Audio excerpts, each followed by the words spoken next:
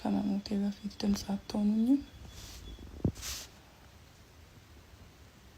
በጣም ብዙ ነገር ቢደርስብኝም ጠንክሬ ለመቆም ታግያለሁ፣ እየቆምኩኝም ነው። ግን አሁን ለህይወቴም ስለሰጋው ያው የተደረገብኝ ነገር በጣም ከባድ ነገር ቢሆንም ዛሬም ቆሜያለሁ ጠንክሬ። ግን አሁን ደግሞ ራሱ ሳይገለኝ ለኔስ ድምፅ አትሆኑኝም?